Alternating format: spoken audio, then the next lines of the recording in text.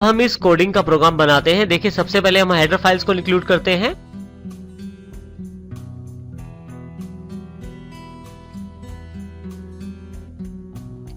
यहां पे मैं दूसरी conio.h हेडर फाइल का इस्तेमाल भी कर रहा हूं क्योंकि मुझे क्लियर स्क्रीन और getch का प्रयोग करना है।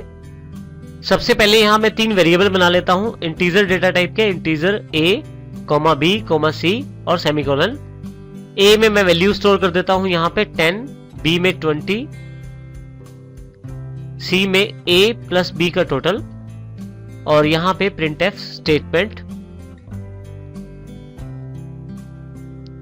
देखिए %d मैंने लगा दिया है जो कि प्लेस होल्डर है।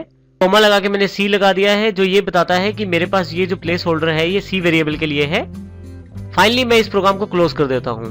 अब यहां सबसे इंपॉर्टेंट बात, क्योंकि मैंने conio.h को भी शामिल किया है तो यहां पे मैं क्लियर स्क्रीन को शामिल कर लेता हूं अपने पास, जो कि आपकी स्क्रीन को क्लियर करने का काम करेगा। और इसी तरह से फाइनली आउटपुट को पॉज करने के लिए getch का इस्तेमाल भी कर लेता हूं। अब मैं इस प्रोग्राम को रन करता हूं।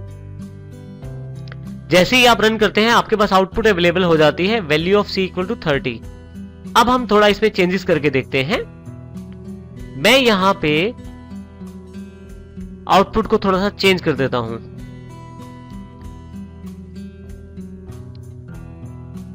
देखिए यहां पे पहले मैं a की, फिर b की और फिर c की वैल्यू प्रिंट करवाना चाहता हूं, तो उसके लिए मैंने 3 प्लेस होल्डर ले लिए हैं और यहाँ पे a, b, c ले लिया है। ध्यान रखिएगा जो पहला प्लेस होल्डर है वो a को रिप्लेस करेगा। ये वाला जो प्लेस होल्डर है आपका पहले वाला, ये यहाँ पे a को रिप्लेस करेगा अर्थात इस वेरिएबल को। जो दूसरा प्लेस होल्डर है यहाँ पे वो हमारे पास जो अवेलेबल है वो b के लिए है। b के लिए हमारे पास इस वेरिएबल को रिप्लेस करेगा। इसी तरह से c के लिए तीसरा प्लेस होल्डर है। अब फिर से हम इस प्रोग्राम को रन करके देखते हैं। देखिए अब की बार आउटपुट डिफरेंट है। a इक्वल टू 10 जिसमें a मैसेज है, उसके साथ ही a वेरिएबल की वैल्यू प्रिंट कर दी गई है। इसी तरह से b के लिए और c के लिए भी वैल्यूज प्रिंट कर दी गई हैं। आप इस प्रकार के मैसेजेस से अपने वेरिएबल्स की वैल्यू प्रिंट करवा सकते हैं। यहाँ ये ध्यान देना जरूरी है कि आपका प्लेस होल्डर होना जरूरी है किसी वेरिएबल के लिए। उस वेरिएबल की डेटा टाइप इस प्लेस होल्डर से मैच करती होनी चाहिए। अर्थात यदि आपने इंटीजर डेटा टाइप के वेरिएबल की वैल्यू प्रिंट करवानी है तो %d का प्रयोग करें। आप उसके पश्चात आप इस फाइल को सेव कर दें। फाइल पे जाकर फिर से वही सेव क्लिक कर दें आप, क्योंकि मैंने पहले ही फाइल को सेव कर दिया है। देखें यहाँ पे मेरे पास उस फाइल का नाम पहले से दिया जा रहा है add.c। इस प्रकार से आप वेरिएबल्स की वैल्यूज को प्रिंट करवा सकते हैं printf के साथ। अब इस प्रोग्राम में हम एक खास बात को देखते हैं। देखिए मैंने थोड़ा सा जो डिस्प्ले मैसेज है वो चेंज कर दिया है printf के द्वारा। फिर से रन करते हैं यहाँ पे प्रोग्राम। देखिए आपके पास यहाँ पे वैल्यू c इक्वल टू 30 आ गया है।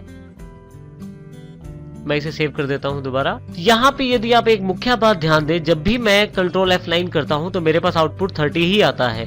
यदि मैं इसको चेंज करना चाहता हूं तो उसके लिए मैं यहाँ पे मैन्युअली जाकर यहाँ पे वैल्यूज चेंज कर सकता हूँ। a की वैल्यू चेंज कर देता हूँ यहाँ पे मैं, और b की भी चेंज कर देता हूँ वैल्यू यहाँ पे। अब दोबारा से रन करता हूँ तो देखिए c इक्वल टू 70 मेरे पास अवेलेबल हो गया है।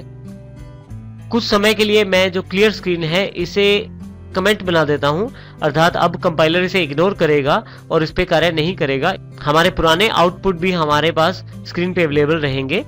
मैं यहाँ फिर से वैल्यू चेंज कर देता हूँ b की, फिर से रन करता हूँ प्रोग्राम को।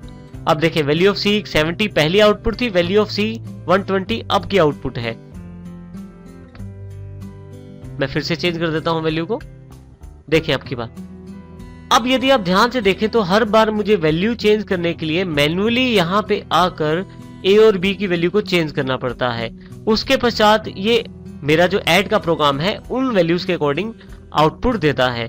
परंतु बड़े प्रोग्राम्स में ऐसा संभव नहीं होता कि हम हर बार मैन्युअली जाके प्रोग्राम को चेंज करें। इसके लिए हमारे पास scanf फंक्शन अवेलेबल है जिसमें हम कीबोर्ड के द्वारा प्रोग्राम रन करते समय ही वैल्यू प्राप्त कर सकते हैं। अब हम scanf को देखते हैं। scanf फंक्शन जो कि हमसे कीबोर्ड के द्वारा इनपुट प्राप्त करने के लिए प्रयोग किया जाता है और ये भी हमारे पास stdio.h फाइल में शामिल है। stdio.h जो हमारे पास हेडर फाइल है उसमें इसको पहले से डिफाइन कर दिया गया है।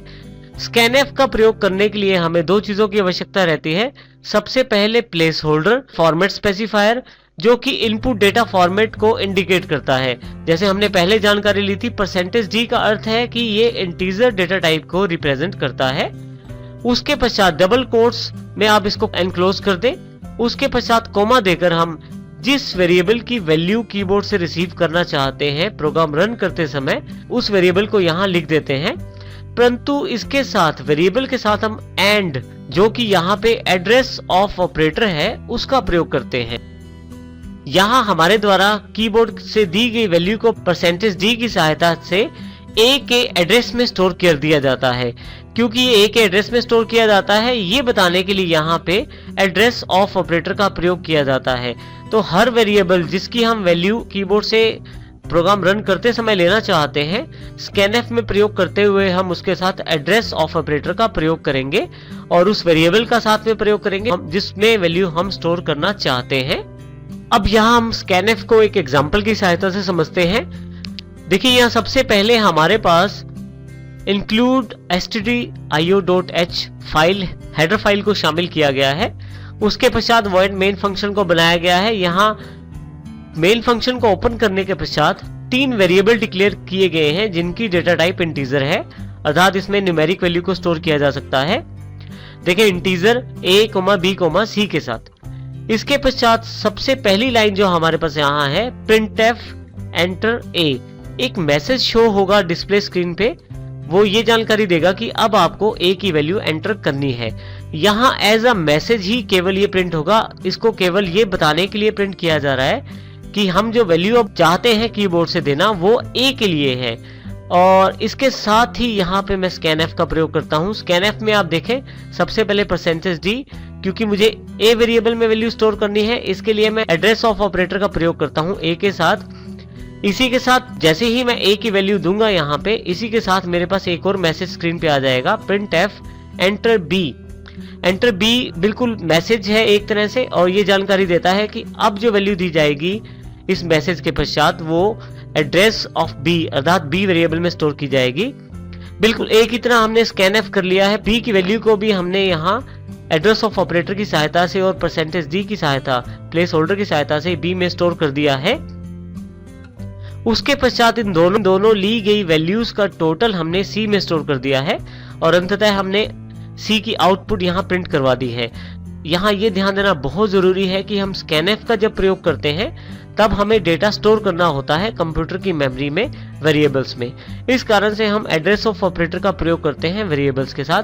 परंतु जब हमें प्रिंटएफ का प्रयोग करना होता है, इसमें किसी भी प्रकार का डेटा स्टोर नहीं किया जाता, इसमें केवल डेटा दिखाया जाता है।